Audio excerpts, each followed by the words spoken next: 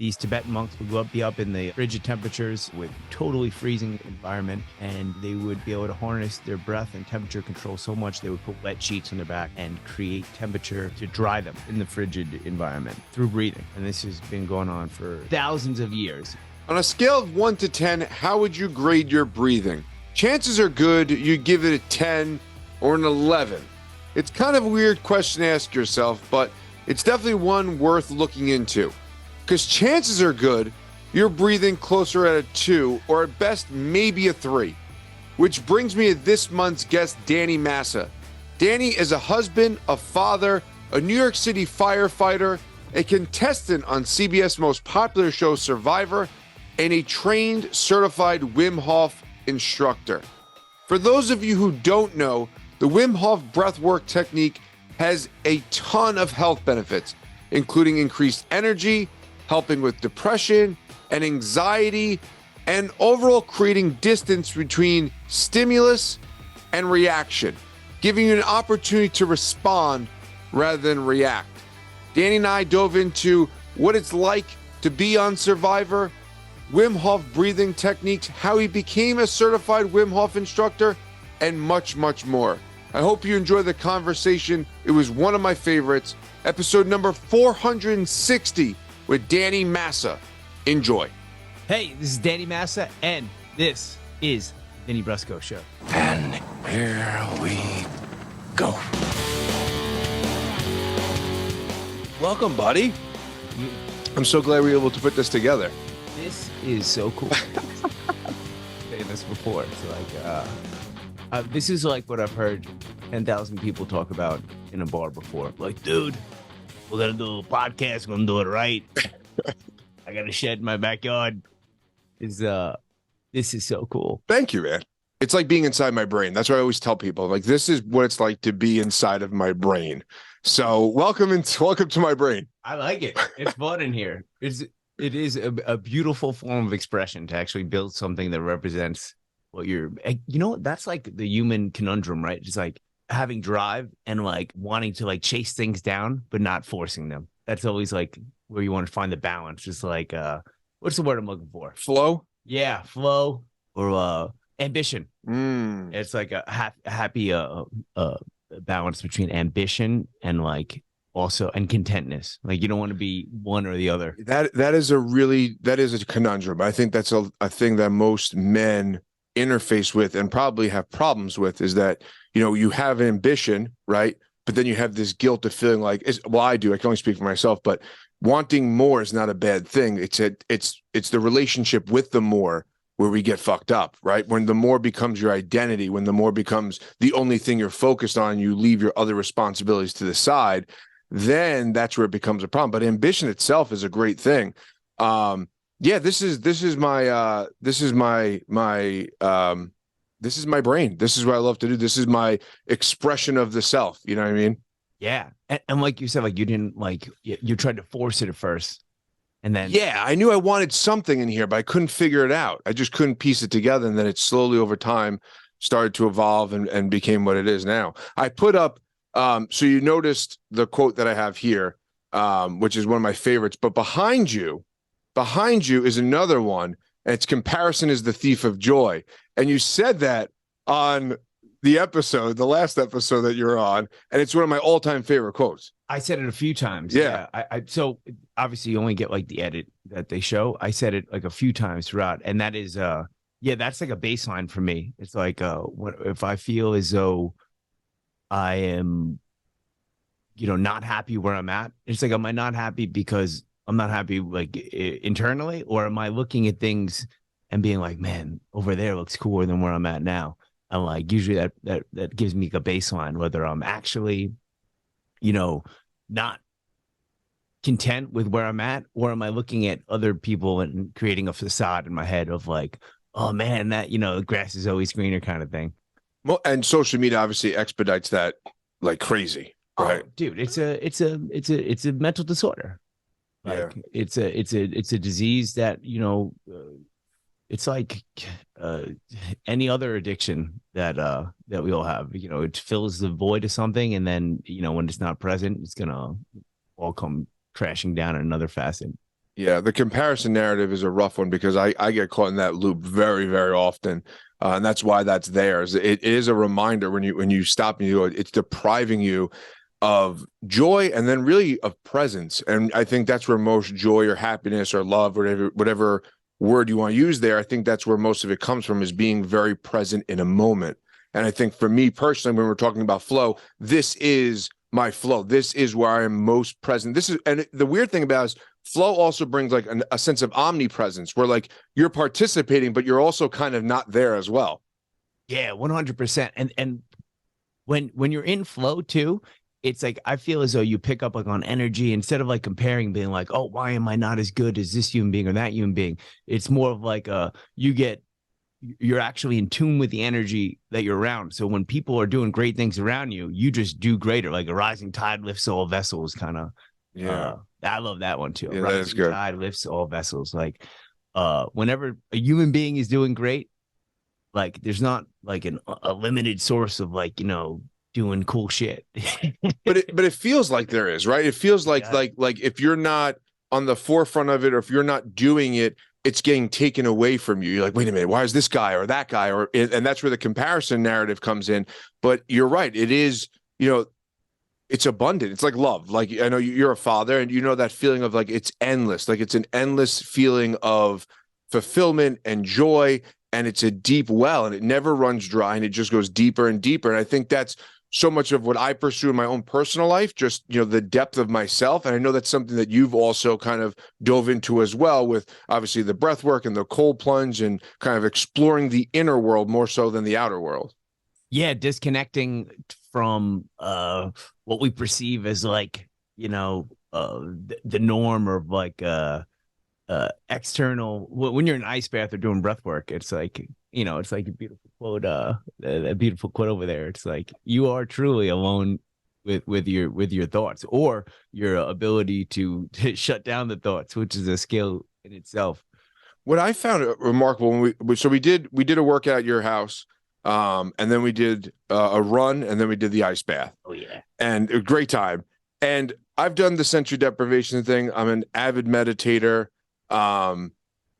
What I found remarkable about the ice bath was your brain only goes like, so when you meditate, and you could echo this, when you meditate, your brain goes to, your first 20 minutes, especially in the sensory deprivation tank, is like, oh, I have to pay this bill. Oh shit, I got to pick up the kids. I got to do this thing, that thing, this thing. And you go through the to-do list, so to speak, in your mind.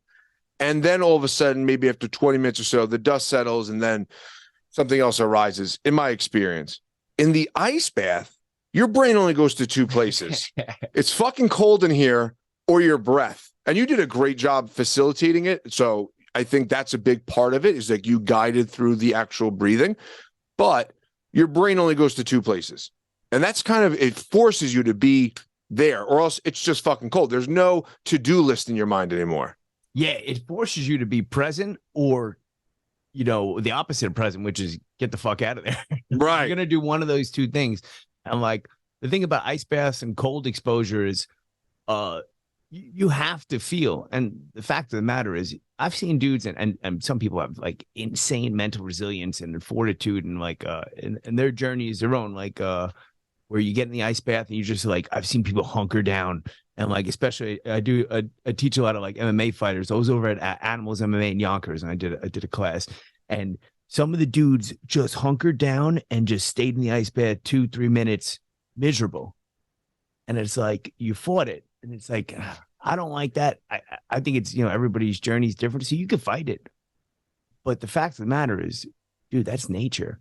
If you stay in there and fight it, no matter how much mental fortitude you have, you're going to freeze to death. And the science behind it is, if you tense up and go hard and you don't focus on your breathing, you'll die sooner. Wow. So you're being more vulnerable. And this is like a beautiful kind of like metaphor. Yeah. Figuratively, literally. Like literally. Yeah, I love whenever anybody says like literally, I was just doing that. I'm like, what were you doing figuratively? Now that we're going through the states of what we're doing things. So if literally, if you hunker down and do this, more stereotypical machismo, I'm going to fight the cold, you'll die quicker. you'll die quicker. You're going to get less blood flow. You're going to shut down your body's ability to warm itself up. You're not going to engage your diaphragm and unleash its power. And you're going to mess around with your body's ability to vasoconstrict and send blood where you really need to. Where if you look at, a guy like Wim Hof, breaking records and he's totally relaxed, connected to the breathing and like not trying to fight off those feelings of the same way like men and human beings in general fight off feelings. It's like you get in the cold, you try to fight off that feeling of the cold. Like it doesn't make the cold go away. You're just shutting it off for a little bit, but you're making yourself actually more susceptible towards the downsides of it. Where if you get in there and just be vulnerable, you're going to be able to tolerate it a lot more and get a lot more out of it. I feel like that's life too.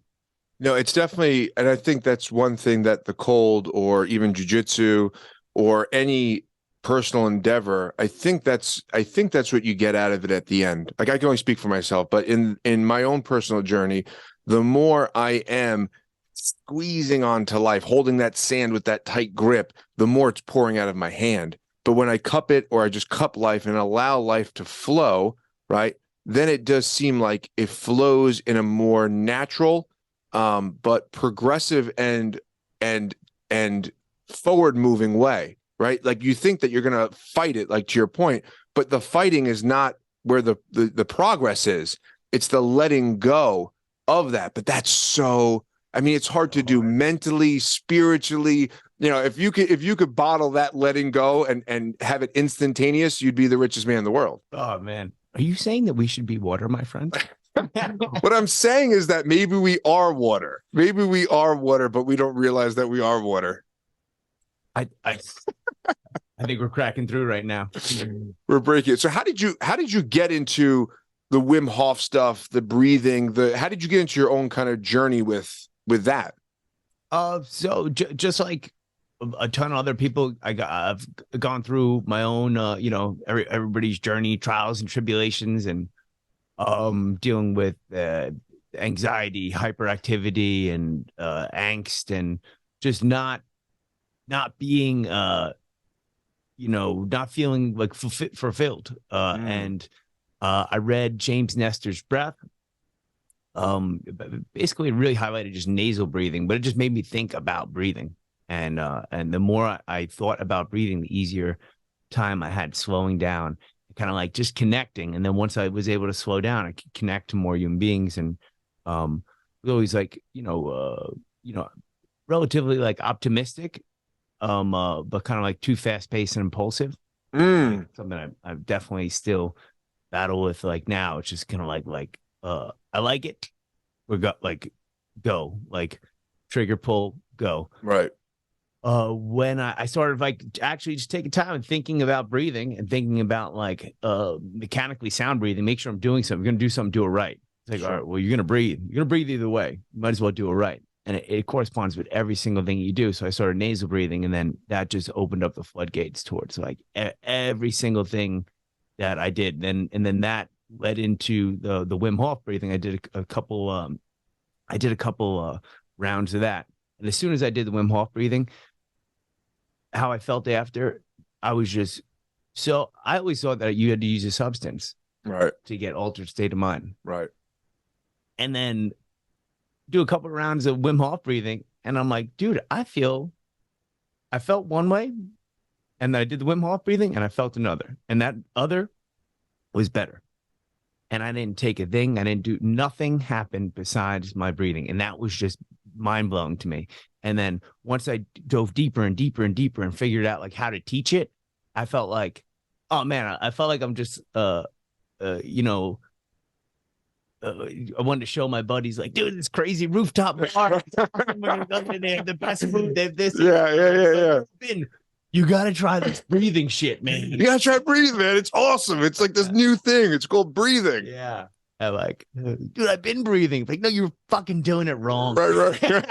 That's hard, man. Don't be like finding that happy medium. And then after I got into the Wim Hof breathing, I kept going steps further, and I realized that even though his breathing breathwork style was beautiful, it really lacked the mechanically the connectivity towards mechanically sound breathing. And that's when I found Dr. Belisa Vranich. And I reached out to her. I'm like, hey, I'm a fireman. I read your book, Breathing for Warriors, and I have hyperaction disorder. Usually takes me about, I'm not exaggerating. It takes me usually about, you get 5 pages. Usually takes me about like 45 minutes. Mm-hmm. And that's my woe is me story. It's hard for me to read for a long period of time. But it's very difficult for me. And I'm like, so I write her an email and I'm just like, listen, your book changed my life. I can't read more than 5 pages in, X amount of time. I read your book and I steamrolled through it. I really did. And eventually she's so nice. She's like one of the sweetest people ever. She's just a straight giver. Like, her quote is, her favorite quote is, Ron Emerson, I might be mixing names up, Robert Emerson Waldo, or Waldo Emerson, one of the two. To know one life is breathed easier because I've existed, that's to have succeeded. And that's the way she lives her life. Like, she just really just passionate about getting people to breathe better. And so she immediately sees I'm a fireman. She works with a bunch of first responders, a bunch of special operators. She's in Coronado right now working with the SEALs. She runs FD&Y, MPI's breathing. She's an incredible human being. So she calls me. She gets me, lined up with, with to be certified by her. Because I'm like, I want to do what you do. I want to teach people. This is it. I found my calling. I'm gonna teach people how to breathe. Beautiful. She says, yeah. So you think the book was that interesting, huh? That you were able to override your hyperaction disorder and read for longer? I go, yeah, 100%. That interesting. She goes, were you doing the breathing exercises as the book was going on? I'm like, yeah. She goes, you don't think you were just treating the root cause of your hyperaction, that maybe you're hyperactive because you have shitty breathing? And I'm like, oh yes, shit, lady, you got me. You're right. Your book's not that interesting. Your book sucks. Yeah, you just corrected my ADHD. No, she was like, yeah, it's so it's a combination. The book was that incredible. It's written like you could tell, like when somebody, like the way you poured your heart and soul into like this, like it's like the proof's in the pudding. It looks amazing. That's what like our Breathing for Warriors is like, because she has Breathe, which is our first like kind of like intro book, but like it's you could tell she just keeps it very service level, and she has to because it's a beginner, and then she goes all in, and she's partners with Bosch Rutan. And the O2 trainer is in there, and is another dude, Brian Sabin, who's a doctor she wrote it with, but. Yeah, so that's where you could just tell she's just pouring her life's work into this book, and like to me, it just whenever you add passion to anything, it comes through. It just you can't fake it, and like that's where like AI and all this shit coming up. It's like, yeah, cool.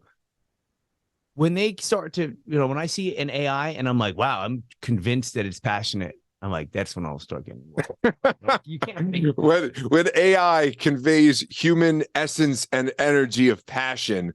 Then it's time to get concerned.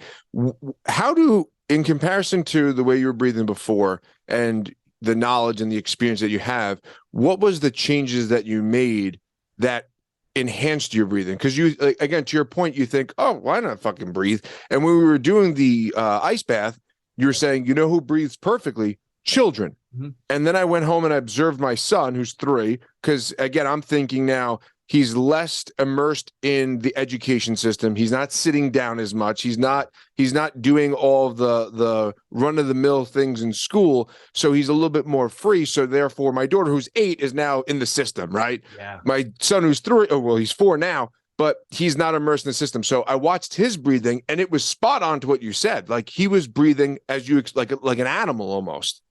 Yeah, they're breathing in a way that it's like when I teach breath work, like I go, I'm not teaching you this. I'm reintroducing you to the way you used to breathe. Oh, that's beautiful. Like relearning it. Like, that's powerful because it is a reintroduction. Like any journey, it's a reintroduction to yourself. Yeah. And then if you go back and you think about like the basic idea of breathing, that's a really beautiful way to explain it. I like to say it is you don't want our civilized breathing is killing us. Wow. Uncivilized breath. Hey guys, if you're enjoying the podcast, do me a solid. Subscribe, rate, and review. And of course, spread the word, tell a friend, click the notification buttons, do all that good stuff. It is greatly, greatly appreciated. So what is uncivilized about our breath now? Yeah, so I'll break it down as like simplistic as possible. It's two components. Dr. Belisa Branich created a breathing IQ score. And this is like, you can't change what you can't measure.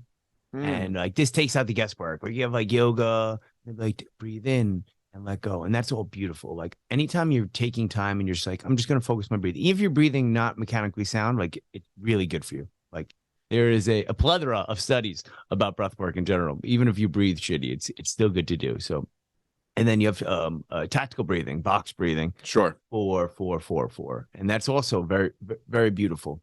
But if you aren't breathing mechanically sound, anatomically congruent manner, meaning you're not getting air where it needs to be and you're not engaging the muscles that are designed, you're sleeping on a bed of untapped potential. And you're not like truly, breathing is the only mechanism that controls our stress response. So like if a car's running at you, because cars run, they do.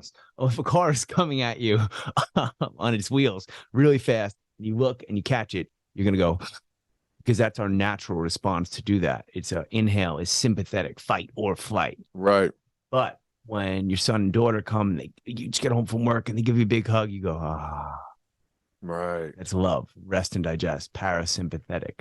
Exhales, parasympathetic. Inhales, sympathetic. Now, human beings have breathing that is both voluntary and involuntary. So that is not coincidence. It's innovation. We can control our stress response. The only mechanism that controls our stress response is our breathing that we have. Positive self-talk, beautiful, beautiful thing to do.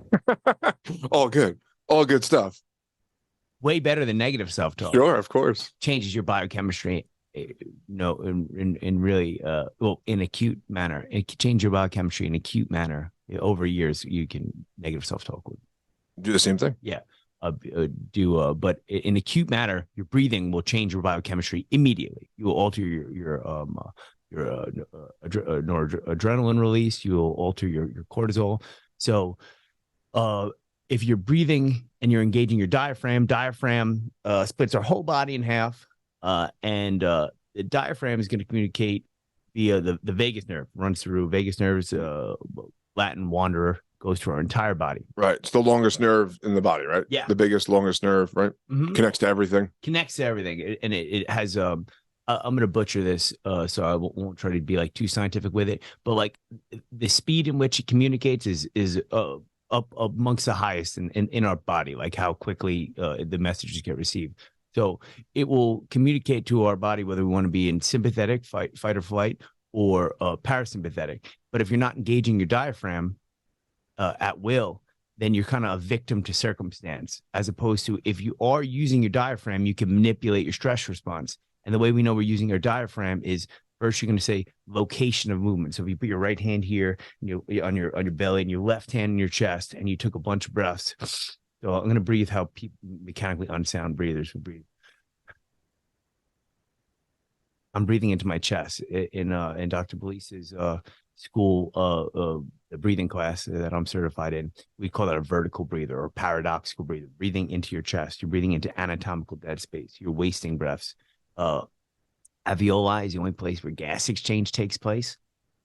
The most alveoli dense part of the lungs are the lower lungs. There's no alveoli up here at all, and you can see by the movement, location of movement, that we're wasting energy, bringing air where it serves no purpose. It's not reaching the bloodstream. And then a double negative from that is when you're breathing up into our chest, we're using auxiliary muscles. Back into Latin, auxiliary comes from the root word of Latin, helper. So these should only be used when you're straining yourself and you're sprinting. But if you're in a rested state and you're breathing with your auxiliary muscles, you're not engaging your diaphragm. Your diaphragm, just like my logo here. So this represents where the lungs go down, expand. You picture the lungs here, and the diaphragm sits directly below it. That's a very clever logo you have there, my friend. Thank Very, very clever. Yeah, no, it's well thought out. Well thought out. There's a now if you look at that line below my hand here, below the triangle here, uh, when thoracic excursion happens and we engage the diaphragm, it flattens and pushes the abdominal thoracic cavity open or lungs open, and it creates a sucking motion, and our lungs will fill up with air.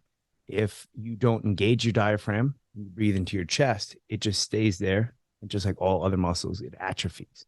And a weak diaphragm equals a weak ability to control stress response. Whoa.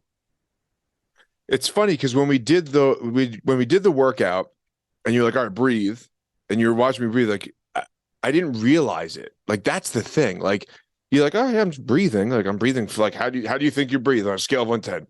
11? Yeah. Right? Like I'm a great fucking breather. Like I'm great at it. And then once you introduced it, and now when I notice when I'm not breathing the way you explained it, which was like and it's hard to do. It's like almost like walking and chewing gum because it's inhale, but pushing out your stomach. And then on the exhale, you're coming back in, which feels initially so counterintuitive, right? But once you start to implement it, especially like in the cold shower, if I prep myself by doing that, I am way more tolerant of it. If I just walk into it, I'm breathing my normal caveman breathing, or probably not caveman because they probably breathe very correctly. Then I'm way more sensitive to the cold and I want to get the fuck out way quicker. Yeah. Not connecting to the breath is like, and you're basically like we have like a bunch of like endorphins and like a bag of different tools, chemicals, hormones that help us deal with things. Like, and your breathing is your basically your ability to reach into that bag, as opposed to if you're breathing shitty, just take that bag and kind of like you just shake it and then you get what you get. Like where if you're using the diaphragm, you have a control over like what response you're going to get. Otherwise, you're a victim to circumstance. If you're not, the circumstance you're creating is the cold shower is like a sympathetic response. So if you get in there and now you're just kind of leaving your breathing up to chance, you don't know what, I mean, probably you're just going to breathe in a more sympathetic way and then you get overloaded.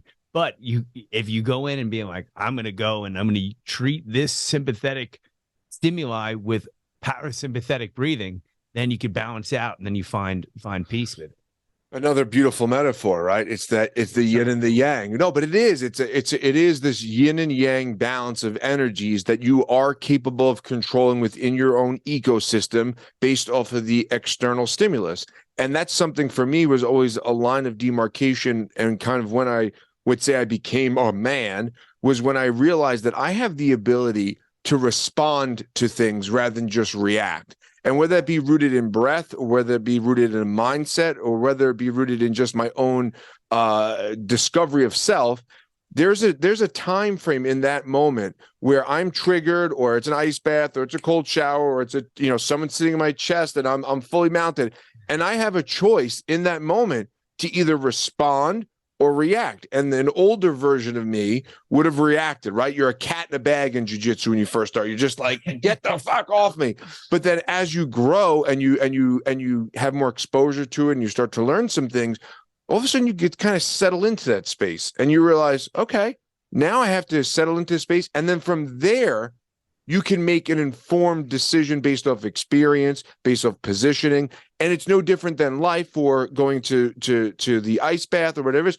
When you're able to ground yourself into the self, essentially, you're able to kind of see the pathways that unfold before you. And then you can make a response to what's going on and what's transpiring outside of you. Yeah. And then that's another like a comparison or example of like jiu-jitsu represents everything in life.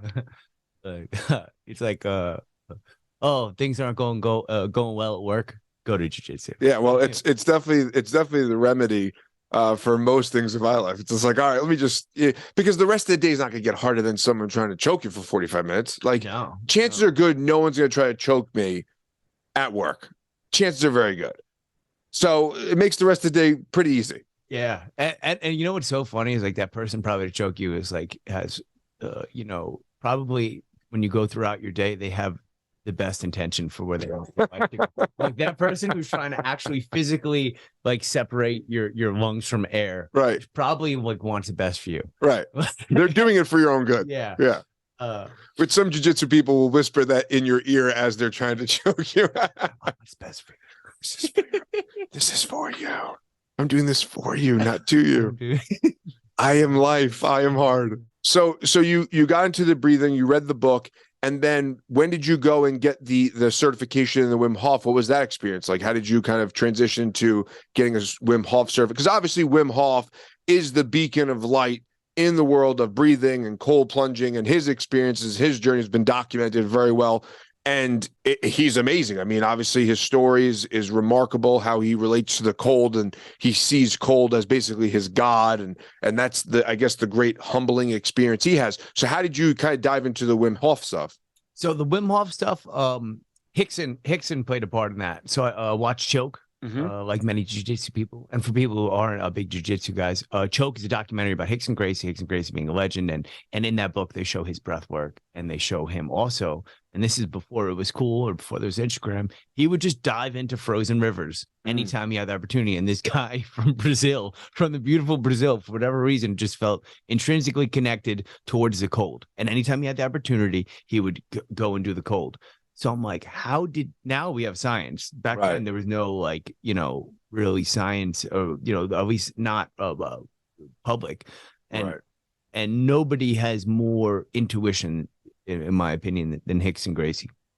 So I saw him doing the vacuum. What about him makes you think that he has the most intuition? The way he speaks about breathing, he was never officially trained. And the way that he speaks, or if you ever watch YouTube videos of Hickson explaining breathing, he explains things sometimes, and this could be a language barrier as well, that are actually technically not accurate in English. But I know I'm watching him, and he's like, everything he's saying is actually right if you're going by feeling, because he's just using the wrong words. Gotcha. Like there's a time we talking about exhales and how the exhales can basically calm you, like just what we talked about, and he knows this intuitively. Now, being that Hickson never went in and studied the English terms of, I'm sure in Portuguese too, that it may be that what he basically is more accurate, but the diaphragm actually just recoils on the exhale. It doesn't actually do anything. Your exhales, your abs, your obliques, your intercostals. So when you like you see Hickson do the that's the diaphragm is actually relatively doesn't play a part in that. Not relatively, it doesn't play a part in that. And he explains it in a way that it does, but he says use the diaphragm to elongate the exhales and reduce the heart rate. Gotcha. Everything about what he's saying, you can't look inside and see an x-ray of what's actually moving, but what he does know is for a fact that when he exhales, he lowers his heart rate. And I know from hearing every single thing he's ever recorded, because I'm obsessed with Hickson, that he talks about it, and he can pretty much you ever see him in Choke, so he could do that. He knows his heart rate within I think 4 or 5 beats. Well, it goes back to that point that we were talking about earlier, when you're passionate about something, or that when that flow comes through, you may not be able to explain. It's like, for me, my version of that is the sensory deprivation tank, and finding the 0 point in the sensory deprivation tank, like an experience that I can't put words into, but I know it based off of only feeling, and any words I put to it will never do it justice. And I think that connective fiber that I find with other people is that I need to explain it in a way that they are able to tap into their own version of that, and their own experience with that which we discussed, their own version of that and their own experience with that, and explain that is a potential reality that you could experience. So it's the same thing that Hickson's discussing. It's this intuitive, innate feeling that he has with this experience that we all kind of know somewhere inside of ourselves, but we always can't express it. Yeah. And we may not know what's going on either. Like 100. Well, you might not know it's going like it's our like simple monkey brains being like, oh, if there's no words for it, it doesn't exist. Right, It right, can't be real because I can't describe it. It's right, like words are so like crazy limited. right. You know, It's like that great line in the Santa Claus: "Just because you can't see it doesn't mean it doesn't exist." yeah. We were talking last time we hung out, like we were like, whatever, like what do you want to? We were talking like just about goals and like Vinny, what are you trying to chase down? I'm like, but ultimately we came down to saying is like we want to do that, Right, like right, I want my life to be full of that, right. like now that is different for everybody, and that can't be boxed in by words, Right. like because it wouldn't make sense because we all use the same words, but our that's is different, and like Right. you can't. But the feeling of that is the Universal. same, is universal. 100%.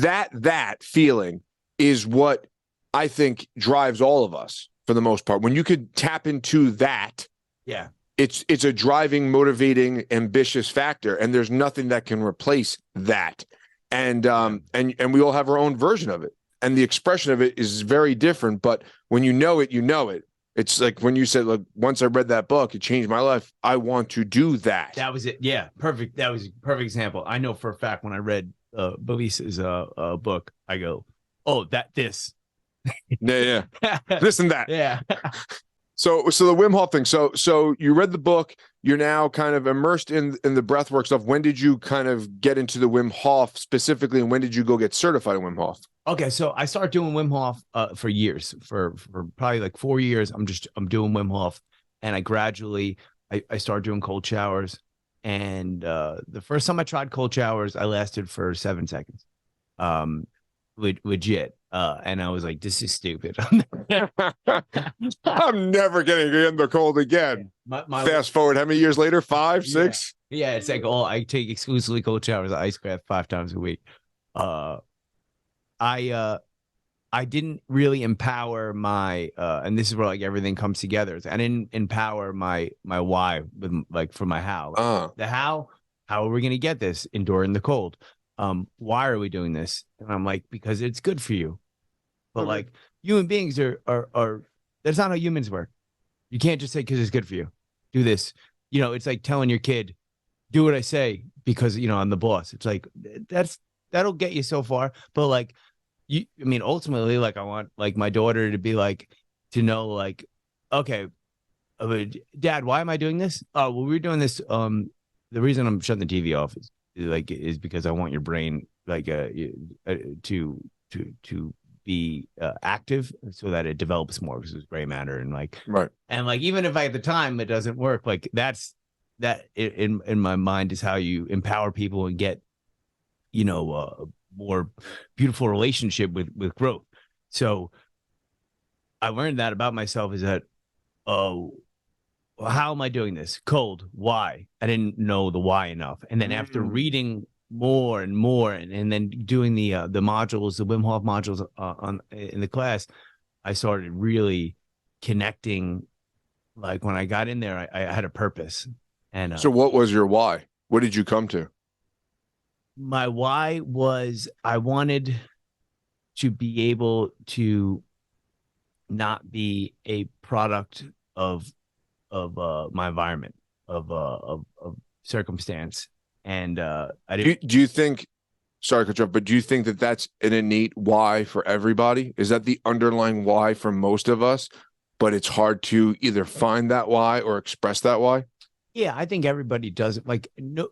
I obviously everybody's going to have different versions of that. Sure. But I think that nobody wants to be a victim to any circumstance or environment. Like they want to be like, I was put in here, but in my mind, I am here. And I have this place. I have this tranquil escape that I can create inside of my mind. And like you can go like a dark route and be like, Goggins' Armored Mind, which I love that. It's not like what I like to. My place of in my mind is more like, instead of like walls built up, it's just really hard to get to. It's like it's like a beautiful island, and like you can create whatever solstice you want to do it. You got to do it with the breath. and like you got to train it, so you don't like wait until shit hits the fan and you got your significant other and your boss mad at you and you're not getting what you want in life and you own bills, and then you're like, now I'm gonna start practicing breath work. It's like, yeah, you definitely should, but for those of us who aren't really in that situation yet, but you want to, those times are coming, like like the shit times are gonna come. Use that silly cold shower, like the safe stimulus that's so dumb and so trivial, but will help you connect to the breath. And what I realized is that as I started to grow and get better at dealing with the cold, grew and got better at dealing with external stimuli and was less, like you said before, less reactive. Respond, don't react. So like the cold but I know when I feel that, go slow things down. And then as just like anything else in life, you do jujitsu and you get really good at it, you like jujitsu more. Like you do cold exposure and you get good at it, and you got good at it, it becomes more tolerable. I'm like, wow, I could only do 7 seconds before. Now I could do 15-minute ice bath. Like, it's still very difficult. Cold will always be very difficult, but I can do it and I can stay calm. And I can do puzzles in the cold. I can throw a snorkel in, and I could actually figure things out in the cold where I could actually see a tangible progression in my abilities to deal with my body's and mind's ability to deal with stress, which is like super empowering. And then I go out to Survivor and we do the filming. I do breath work every day out there. And I used to bartend, over at Stance Sports Bar over by Yankee Stadium. I love the guys over there. I love working with them, but it's bartending, so I'm not passionate about that. Right. And at that moment, I'm doing breath work every day, and I thought I was gonna be the weirdo on the beach doing my Wim Hof breathing, but like it was like a open-minded group of beautiful human beings who came over and they're like, "What are you doing?" I'm like, what's going on here right now? I'm like, they're like, "Are you going through something?" I'm like, "Well, aren't we all?" Right. Hey guys, just want to take a quick break from the podcast to talk about something I'm super passionate about, and that is men's mental health. For those of you who may not know, I am a certified life coach, but I prefer the term journeyman for hire. And 4 years ago, I started the Council of Dudes, a men's group that has monthly meetings to lean on each other, to have open and honest conversations, to build community. So if you're a guy and you're looking to find like-minded individuals to help you see your blind spots and point out some insights and perspectives they may have in their own life, head on over to vinnybrusco.com, click the Council of Dudes banner, and sign up and join the council. And they were like, "Can we join you?" And then my buddy Franny, who's like a fucking genius, she I'm thinking like, oh, I'm gonna explain to you guys like what breath work does and everything. She's like, I wrote dissertations on breath work and mindfulness in Cambridge Research. I'm like, oh, can you tell me then? And yeah, so she would lead some breath work sessions. I would lead some breath work sessions. Jamie on the show, who is a yoga instructor, and she taught alternate nasal breathing. Okay. I'm like, man, it was like, and we're all like playing cutthroat games and trying to kill each other in the game, and they like to sit, and it's like that represent, it was very, very cool, very similar to like jujitsu, like, sure. Trying to strangle each other and then being like, oh my god, I want the best ever. I want this human being to flourish in every way, shape, or form, right. except when they're rolling with me. Right. Can you teach me what you just did and how you tried to kill me right there? Just show me how you did that, and then you learn from them. Yeah, and it's like, oh, Vinny got better at defending the rear naked. Vinny got better at not getting strangled, so I get better at strangling. Right. Yeah, that's a great point. That's a great point. You learn your own. You're able to level up your abilities based off of someone else's leveling up their own abilities. A rising tide. Yeah. Soul vessels. So I realized I'm obsessed with breath work. I love it. I did it every day out there. I used it to regulate. If I was down, I used it to upregulate. If I was up, I used it to downregulate and sleep. And I was able to manipulate my energy response. And like, if you look at like energy as a pool, everybody who didn't tap into their breath had to, if you look at energy from like a water supply, everybody who doesn't tap into tap into breathing is waiting and hoping for it to rain. And if you tap into your breath, you have a faucet, turn it on and off, and that's your energy supply. And that's breathing. And that is, another example of like are you a victim of circumstance, or are you going to be able to manipulate it? Like, your stress response, because you can't control what stress comes usually, or a lot of times. Sure. But you can control your response to it. And it's like your response to it is are you going to get lucky and hope that it rains, or are you going to be able to manipulate the stress response and get water and stop water, as you want? The breathing is a faucet. Wow. Yeah. It's this, and I mean, I've done very limited breath work. Obviously we did our thing. I've done the Wim Hof stuff just on YouTube, and just that kind of holding for a minute and a half. But I did do a breath work session here before a podcast one time with 2 other guys and a facilitator, and it puts you in an altered state. I mean, one guy was crying, one guy was laughing. I was literally like like my hands were contorted, my leg was kicking. Yeah. I couldn't even, like, I felt like I wanted to just fucking scream, and I was just like, holy shit. That's beautiful. And it was amazing. And you leave that state, and you're like, and kind of to your earlier point, you're in an altered state of consciousness. You're in a place. I knew what was happening.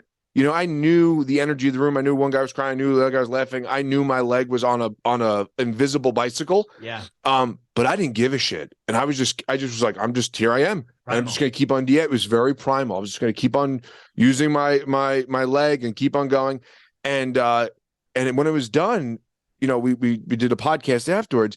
You're in this weird post energy. It's like a post float vibe. Like, it's like yoga high, right? You're yoga stoned, or whatever the term is. You're in this weird, and it's just from breathing. It's really unbelievable. So when you say that it is a faucet, it's more than it's a portal. It's a portal. 100%. It's a portal to something that is so innate in us. And I think, to the sitting quietly in a room alone, or the deprivation, or when you remove yourself from all the external world, and you tap into what is innately in you already, it is a portal to something completely not spoken about, that's not common practice, but it's real. And that expression of that reality is very hard to express and to speak to people about, because they're going to look at you like you're a weirdo. So to be on Survivor and to be doing this, isolated from your family, isolated from the world, I'm sure, it was one of those, I call them Truman Show moments, where you're just like, what the fuck is going on? And now it's really Truman Show, because there are cameras everywhere. Yeah. I'm sure that having that resource of breath work was fundamental in just surviving for as long as you did. Yeah. It was really just, it was a test. It was like, if you're going to really believe in something, or if you're trying to really believe in something, like, you won't really like know it until you put it to the test, like tried and true. And it's like, breath work is tried and true. It's like a game changer. It's like, and it's not easy. Like, it's simple. It's not easy. It's like meditating. It's like, cause it sounds too good to be true, dude. If you just breathe, your life's going to get better. And it's like,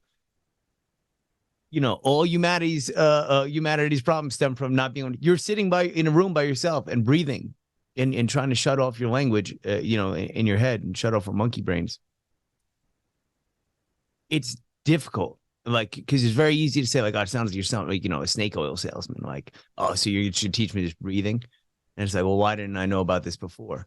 And it's like, it's probably it's going to get more and more notoriety now, because the big pharma is putting breathwork into a pill they're going to be selling for no, it doesn't have, you can't sell it. Like, once you teach breathing and breathwork to somebody, it's done, it's theirs.